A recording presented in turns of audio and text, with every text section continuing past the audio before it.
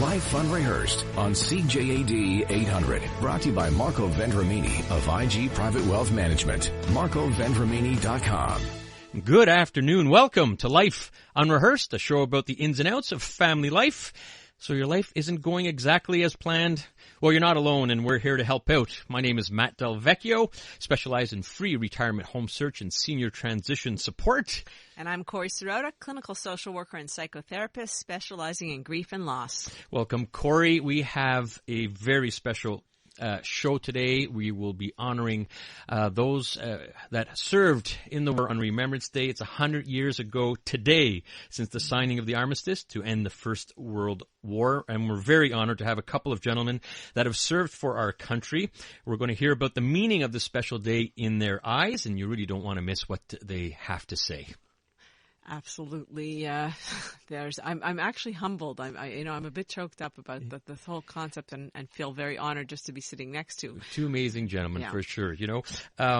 We have to say first, this caregiver series that we've done for the last couple of weeks, we're wrapping it up this week, has resonated with a lot of people. The feedback we've gotten just by texting and on even our Life Unrehearsed Facebook page. Thank you very much for your positive comments. Last week with Claire Webster, an Alzheimer's caregiver, was very well received. And we want to thank you for all your positive feedback. That's what we try to do here on Life Unrehearsed, try to provide a little additional tips, advice, and take a positive spin on things. I'm also equally pleased and humbled by the fact that people are really getting important information. And today is no exception. On the second half of the show, we're going to be wrapping up the caregiver series with our third in a third of three segments and dedicated to caregivers. What better way to end it than with my colleague and friend, one of the most influential voices and advocates for caregivers, Stephanie Erickson. She's going to be joining us in the studio after the 4:30 news. Yeah, I can't wait to hear from Stephanie, really knowledgeable, and I think it will be just continuation from next week. That's Tons right. of knowledge and advice from her. All right, let's get started. Obviously, Corey, our show is called Life Unrehearsed. Many things happen in our lives. But just imagine having to go to war. It's almost unthinkable. Remembrance Day is such an important day. I always try to encourage, kids and grandkids. They read about it. They hear it in history classes and so on. Talk to a vet, please, if you have the opportunity to do so. I remember talking to my Uncle Frank many, many years ago. Did you know, Corey, the last surviving vet for World War I in Canada died 8 years ago? And there's a little less than 50,000 vets from World War II left. So please encourage conversations, not just on Remembrance Day, during the year. They're going to love to tell you some of their stories as well. And we have a couple very special gentlemen that will be joining us today. We have one in studio, 82-year-old Guy Laruviere. And later on, we're going to be talking to 95-year-old vet Wolf Solkin. But first, we're going to start with Mr. Laruviere. Welcome to the show. Thank you. It's a pleasure. Thank you for being with us, honestly. And for those of you watching on Life Unrehearsed Facebook Live, he and you mentioned off air we can call you Guy or Guy, right? Doesn't matter. So we'll refer you on a first name basis, and we appreciate that. 82 years old, looking more like 52. Corey, this guy is a buff gym rat. It's unbelievable. That's right. I met him at the gym, and I would never believe when he told me his age. I was like, "You've got to be kidding." Unbelievable. And thank you for being with us again. You were stationed in France in the early 50s during the beginning of the Cold War at what was called the number 2 fighter wing, if we got that correct. Yep. And you enlisted at 17 years old. That's right. Why did you do that? I got out of high school, and then after I walked on St. Catherine Street, where there was the recruiting unit. I walked in, and they were looking for military personnel. They were short. And then they told me what I could choose and what I could possibly get. So I went home, told my dad. I said, Dad, I have to do something. I've got to do it. And it's my country. So I joined. Didn't you tell me you had to get his signature because you weren't? Yes, my dad had to sign because I was 17 and the age was 18 then. That's amazing. So I thank him again today. May I ask you what your best memory is? There was a fellowship amongst service people. That was the best. And you were stationed in France, with all the guys at one of the wings. And from what I understand, you're an airman, right? Yes. And so you were a responsible technician. And so explain a little bit. What does that mean? What did you do? Okay, so we serviced our fighter aircraft. So we refueled the aircraft, checked the engines, we did repairs, minor repairs.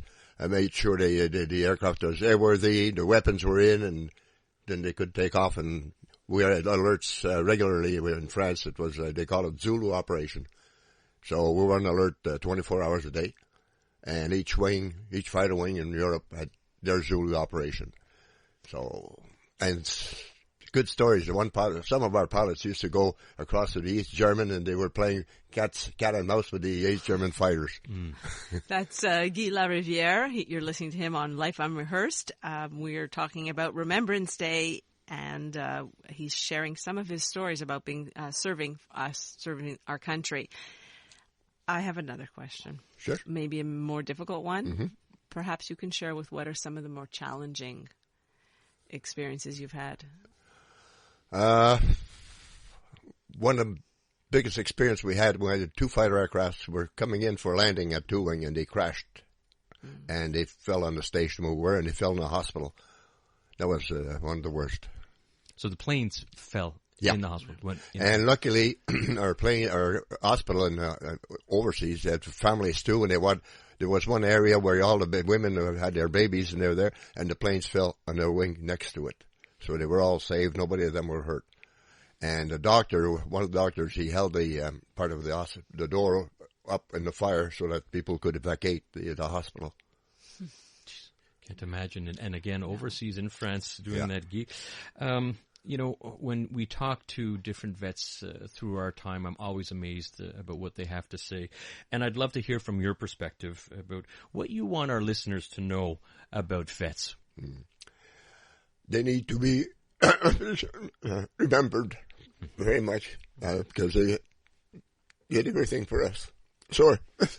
So touchy. Completely understandable. Sure. This is Guy Laruviere, war vet who served in France, and obviously speaking from the heart. And just thank you for even being here. Obviously very emotional, and just what you want to hear. You're thanking them. This you mentioned before, and even our next guest. It's not about glorifying. No, they were in hell. Mm-hmm. Right.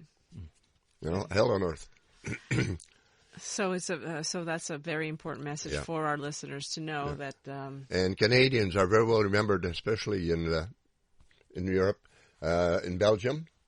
They were in Belgium because I remember when I was stationed in France, we were invited to a little town in Belgium that was liberated by the Canadians, and they asked us there to parade, and we were in different Belgian families, and the welcome was terrific. Really? Mm-hmm.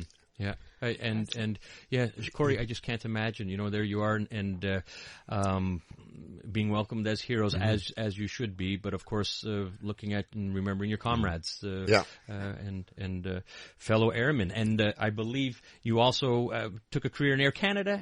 Was that mistaken? Yes, after I got out of the Armed Forces, I joined Air Canada as a technician and did 33 years with Air Canada. 33 years at Air Canada. Just a little side gig there, Corey. Well, you know what? Obviously, you could tell just with Guy's reaction what it means for him. And thank you for being in studio. We're going to ask you to stay around if you could, and we're going to get a bit of a traffic update. But when we come back from traffic, we're going to be hearing from 95-year-old war vet. He was in combat during the liberation of Holland, on the ground during the invasion of Germany in the Second World War. But Life Unrehearsed on CJAD 800. Brought to you by Marco Vendramini of IG Private Wealth Management. MarcoVendramini.com. The guns will be silent on Remembrance Day. Welcome back to Life Unrehearsed. I'm Corey Sirota with Matt Del Vecchio, and we are honoring all the people that serve for our country with two very special guests. You've already heard from Guy Laruviere. I would now like to introduce you to Mr. Wolf Sulkin. Mr. Sulkin is 95 years old. He was a rifle and scout platoon commander with the Algonquian Regiment, 4th Division. Mr. Sulkin joins us by phone from St. Anne's Veterans Hospital. Mr. Sulkin, it's an honor to have you with us on Life Unrehearsed. Hello to you too. You were in combat, as far as I understand, during the liberation of Holland and the invasion of Germany during Second World War. That's correct. So can you provide us with just a little bit of a sense of what it was like to actually be on the ground during these historical battles? Well, I really don't like to talk about combat experience, as is the case with most veterans like this. There's nothing glorious or colorful about combat. The only thing that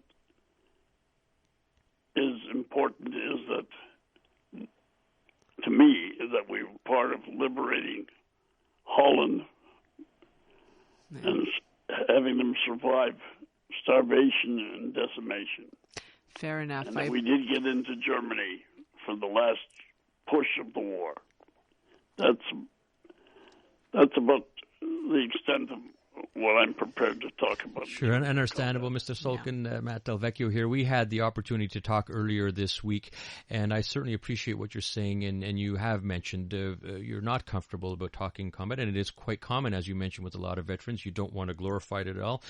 So I want to talk about something that's dear to your heart when it comes to the meaning of Remembrance Day, and you have a story about a special friend, don't you? Yes, indeed. To most people, Remembrance Day is a sort of a generic occasion in which they acknowledge some unknown soldiers who died in some vague war that they know about through stories or television. To me, it represents a highly personal experience of my own life, and it's most highlighted by my ability to pay personal tribute not only to many of my men, boys really, who died during the war, but in particular to my best friend, Lieutenant Bill O'Donnell, also a Montrealer, who was killed in action during the last days of the war. We were very close buddies. I've been carrying his picture around with me ever since I got home in 1945. And I bring it with me to every Remembrance Day ceremony because that's who we are remembering. We're remembering those who fell and never came home. And he symbolizes that for me, as I'm sure other veterans have similar friends who were killed and whom they remember to this day. Absolutely. I'm so sorry for your loss. You're listening to Life Unrehearsed. I'm Corey Sirota with Matt Del Vecchio, and we're honoring Remembrance Day with Guy Laruviere. And you just heard Wolf Sulkin, who shared a very personal story about Remembrance Day and what it means to him, who had also served for our country. I wanted to flip it back for a minute to Guy and ask you the similar question. What does Remembrance Day mean to you? It means a lot. It means that people gave their lives for us so we could live freely. So it was quite a feat for them, and we need to respect them and remember them. And even those that are active today, we need to respect them and thank them. Yeah, so well said by yourself, Guy, and Mr. Sulkin. You talk about freely, and as I was driving into the studio today, Corey, I honestly was thinking, I said, thank God for our vets. We may not even be able to be here on air if you look at it in deeply, and it's true. And so thank you very much for both of you, even just to share your stories. Now, Mr. Sulkin, at 95 years old, you don't give up, and you are in another type of battle, if you will. Please tell us about what you are spearheading, a class action lawsuit related to the St. Anne's Vets Hospital, where you are today, and you are so passionate. Please tell us a little bit more. Thank you. Yes, I was saying Bill O'Donnell, my dear friend, is my dead friend, but I have many live friends here at St. Anne's Hospital who also need to be remembered because they've been neglected. They've been almost abandoned by both the federal government and the provincial government ever since the hospital was transferred from the first to the second. And after 2.5 years of protesting, of writing letters, of phoning, of personal interviews, we've had no results in terms of improving the conditions here. We were promised would remain untouched, undiminished. So we finally have now had to take action in the form of a class action that we've just launched against the federal, provincial governments and against the CIUS of the Montreal West Island, which controls and operates our hospital. What do you hope to obtain, sir? My primary concern is to obtain the restoration of the excellent level of service that we once had and which we were promised in writing in the transfer agreement, but which contractual obligation has never been honored by either government. That's what we hope to obtain. If we can't get that, then at least we should be compensated financially for the over $30 million that were sent as subsidy, per diem subsidy for us from federal to provincial government, of which we have seen no tangible results. Well, Mr. Sulkin, we wish you the best. That's Mr. Wolf Sulkin. He served for our country, and now he is at the St. Anne's Vet Hospital. They're in the middle of a class action lawsuit, Mr. Sulkin, that's headed up by Larry Kennemy, who was actually a guest on our show, Corey, a few months ago. We wish you the best of luck. And Guy Laruviere, Mr. Wolf Sulkin, thank you both so much for being with us on Life Unrehearsed and sharing a few stories with us. We absolutely owe you a debt of gratitude, gentlemen. Thank you again. Coming up Thank you for the opportunity. Coming up after the news, we'll be wrapping up our three-part series by hearing some concrete and very practical advice from caregiving expert Stephanie Erickson.